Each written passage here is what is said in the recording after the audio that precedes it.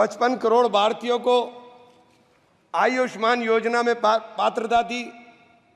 25,000 जन औषधि केंद्र खोले जा रहे हैं और 10 वर्ष से ऊपर के नागरिकों को भी प्रधानमंत्री आरोग्य योजना में पात्र बनाने का निर्णय लिया गया। लेकिन मान्यवर, इसके साथ ही एक और बात जो बार बार कही जा रही है कि जिस परिवार के अंदर 6 यूनिट होंगी केवल उनका ही आयुष्मान कार्ड बनेगा। एक तरफ जनसंख्या नियंत्रण की बात होगी और दूसरी तरफ जिनके ज्यादा बच्चे होंगे केवल उनका ही आयुष्मान कार्ड बनने का काम होगा। आयुष्मान योजना के अंदर जब आप प्रगति का जश्न मनाते हुए इस चुनौती को भी स्वीकार करिए कि इस योजना में लगभग 34 करोड़ कार्ड जारी किए गए, जिनमें से 6.5 करोड़ 80 लाख लाभार्थियों को उपचार मिला। 55 करोड़ में से अभी भी 20-21 करोड़ के लोगों को कार्ड इस योजना के शुरू होने के 6 वर्ष 6 माह के बाद भी देश के अंदर नहीं मिल पाए। मान्यवर, एक ही टेलीफोन नंबर के ऊपर जिस प्रकार से लाखों कार्ड एक टेलीफोन नंबर के ऊपर लाखों 7.5 लाख आयुष्मान कार्ड बना दिए गए।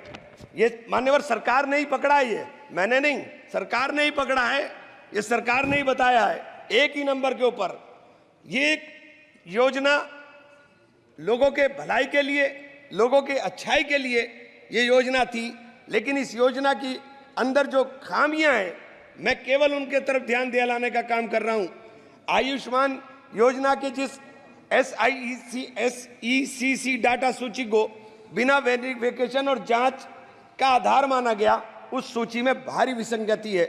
100 करोड़ रुपए की प्रॉपर्टी वालों के आयुष्मान बन गए, अल्पसंख्यकों के, दलितों के, आदिवासियों के और पिछड़ों के जो गरीब परिवार हैं उनके कार्ड नहीं बन पाए। मान्यवर, मैं ये बात आपसे कहना चाहता हूं।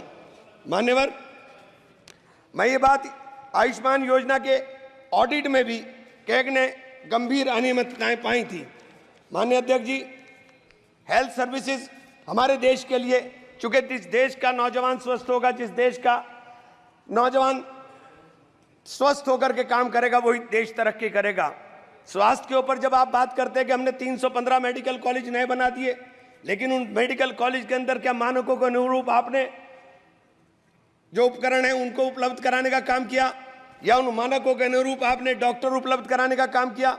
मान्यवर, मेरे यहाँ शेखुल मेडिकल कॉलेज बनाया गया, 10 साल हो गए उस मेडिकल कॉलेज को, लेकिन आज तक उस मेडिकल कॉलेज के भवन हस्तांतरित नहीं हुआ, और जब भवन हस्तांतरित नहीं हुआ तो अनुरक्षण का पैसा नहीं मिला। मान्यवर, 10 साल तक जिसके ऊपर मेंटेनेंस ना हो, उस भवन को बताइए उसकी स्थिति क्या हो गई हो। मेडिकल कॉलेज बना दिया है, लेकिन मेडिकल कॉलेज के अंदर डॉक्टर नहीं है, एक भी सुपर स्पेशलिटी विभाग नहीं है। आप कह रहे हैं मेडिकल कॉलेज है, कोई सुपर स्पेशलिटी नहीं है, और जब सुपर स्पेशलिटी नहीं है तो फिर मरीजों को बाहर जाना पड़ेगा। मान्यवर, बड़ा चारों तरफ से घिरा हुआ, 3-3, 4-4 प्रदेश से घिरा हुआ क्षेत्र है मेरा। जब मेरे जैसे क्षेत्र जो समृद्ध क्षेत्रों के अंदर भी लगता है, वहां पर उस मेडिकल कॉलेज का, सरकारी मेडिकल राजकीय मेडिकल कॉलेज का ये हाल है, तो देश के अंदर क्या होगा? मान्यवर, इस तरफ ध्यान देने की जरूरत है। इसी प्रकार से आपने विश्वविद्यालय का है, विश्वविद्यालय मेरे माशा कुमरी विश्वविद्यालय खोला गया, 4 साल हो गए, लेकिन आज तक शैक्षणिक सत्र पूरा तरीके से स्टार्ट नहीं हो पाया। मान्यवर, पूरी बिल्डिंग आज तक नहीं बन पाई। मान्यवर, पूरा पैसा नहीं मिल पाया। आपके केंद्रीय विश्वविद्यालयों में जिस प्रकार के 45 केंद्रीय विश्वविद्यालयों में 30% से अधिक शिक्षण पद खाली पड़े हुए। मान्यवर, 30% से अधिक। AMU एक बहुत बड़ा शिक्षण संस्थान है, जहां शिक्षकों का अभाव है, उसका फंड लगातार काटा जा रहा है। किशनगंज के अंदर उसकी जो ब्रांच थी, वो ब्रांच ऑलमोस्ट बंद होने के कगार पर आ गई। मान्यवर, इन संस्थाओं से गरीबों के बच्चे पढ़कर निकल रहे हैं। मैं आपके ध्यान इस तरफ जरूर दिलाना चाहूंगा कि जब नीट की परीक्षाएं कैंसिल हो जाएं, जिस प्रकार से बार बार पर्चे लीक हो जाएं, तो सरकार को इन चीजों के ऊपर ध्यान देने की जरूरत है। मान्यवर, देश का नौजवान आज परेशान है, चाहे वो अग्निवीर के नाम पर हो, चाहे वो नीट के नाम पर हो, और चाहे वो उद्योग धंधों के नाम पर हो। जब आप उद्योग धंधों की बात करते हैं, आप कहते हैं कि हमारी सरकार 5 ट्रिलियन इकोनॉमी की तरफ जा रही है, लेकिन मान्यवर ये नहीं बताने का काम करते कि 5 ट्रिलियन इकोनॉमी के लिए 10% से अधिक की ग्रोथ रेट चाहिए। आपकी ग्रोथ रेट क्या है साथ मान्यवर, जब मैं आपका ध्यान इस रोजगार के एक गंभीर विषय की तरफ रखूंगा, राष्ट्रीय सांख्यिकी मंत्रालय NSO द्वारा असंगठित क्षेत्र में उद्यमों के सालाना सर्वे में जो चौंकाने वाला तथ्य है वो ये है मान्यवर के जुलाई 2015 से सितंबर 2023 के बीच भारत में लगभग 18 लाख फैक्ट्रियां बंद हुई हैं, जिसमें 54 लाख से अधिक लोगों की नौकरियां चली गईं। विनिर्माण क्षेत्र में असंगठित फैक्ट्रियों की संख्या 157 लाख से घटकर 178.2 रह गई, जो 9.3% गिरावट है मान्यवर। ये छोटी छोटी जो फैक्ट्री हैं, ये असंगठित क्षेत्र के उद्यम थे। इन असंगठित क्षेत्र के अंदर कुल 10 करोड़ 96 लोग काम कर रहे हैं मान्यवर। ये सरकार के आंकड़े हैं। मैं इसलिए ये बात कहना चाहता हूं कि जब आप 5 ट्रिलियन की बात करते हो तो आपका निर्यात और आयात आपको देखना पड़ेगा कि आपके आयात के ऊपर निर्भरता कितनी हो गई है। निर्यात लगातार आपके देश के अंदर घट रहा है मान्यवर। मेरे यहाँ काष्ठ कला उद्योग है, पूरे विश्व के अंदर सहारनपुर का फर्नीचर जाना जाता है। हमारे यहाँ 1500 करोड़ का कारोबार होता था, लेकिन 1500 करोड़ का कारोबार घट करके 800 करोड़ पर आ गया मान्यवर। जब 800 करोड़ पर मेरे अकेले एक डिस्ट्रिक्ट के अंदर कारोबार आ रहा है मान्यवर, 650 जिले हैं इस देश के अंदर, 650 से जिलों से अंदर क्या स्थिति होगी। मेरे यहाँ दूसरा काम हौजरी का चल रहा था।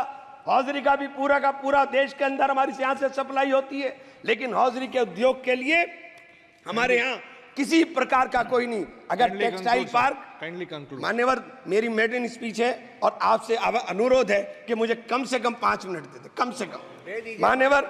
टेक्सटाइल और गारमेंट पार्क हमारे यहाँ अगर बनाए जाएंगे तो इनमें 2.5 लाख लोग रोजगार के अंदर लगे हैं। इन लोगों को रोजगार मिलने का काम होगा। अगर इनको रोजगार मिलेगा मान्यवर, तो मैं ये कहना चाहता हूं, आप जो 5 ट्रिलियन का लक्ष्य लेकर चले हैं, जब तक नौजवान को रोजगार नहीं मिलेगा, जब तक आप उस लक्ष्य को प्राप्त नहीं कर सकते।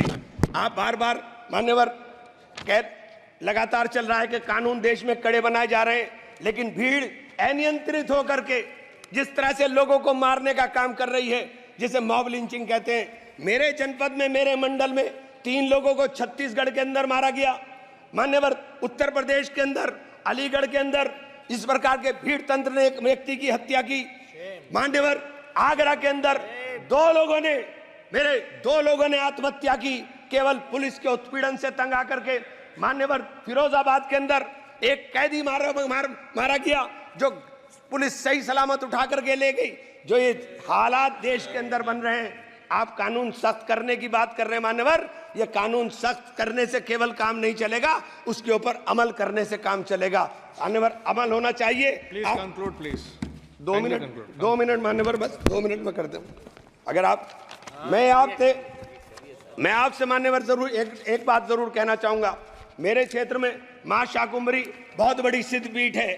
बाहर 10 साल से मान्यवर, पिछले 10 साल से दिल्ली यमुनोत्री नेशनल हाईवे अधूरी स्थिति के अंदर पड़ा हुआ है। बार बार बड़ा शोर मचाया जाता है कि सब पूरा हो रहा है, लेकिन आज तक नहीं हुआ। उस सिद्धपीठ के जाने का रास्ता मान्यवर उस हाईवे से जाता है। अगर मान्यवर इसी योजना के अंदर उसको शामिल कर लिया जाए कि हमारी सिद्धपीठ के ऊपर जाने वाले श्रद्धालुओं को रास्ता सही मिल जाए, तो मान्यवर लाखों लोग उधर जाने का काम करते हैं। मेरे शहर के अंदर, सहारनपुर शहर के अंदर मान्यवर एक एलिवेटेड हाईवे की आवश्यकता सबसे ज्यादा थी। मैंने आपके माध्यम से अनुरोध करना चाहता हूं कि हम लोग जीत कर आए हैं, लोगों ने बड़ी उम्मीदों के साथ जीता है। और मुझे तो कहा था रघुकुल रीत सदा चली आई, प्राण जाई पर वचन न जाई। जिन लोगों ने मुझसे वचन लेकर के जीत का वादा किया था मान्यवर, मेरी भी जिम्मेदारी है। मैं आपसे हाथ जोड़कर विनती करता हूं मान्यवर, सरकार को कहें कि हमारे धन्यवाद मान्यवर।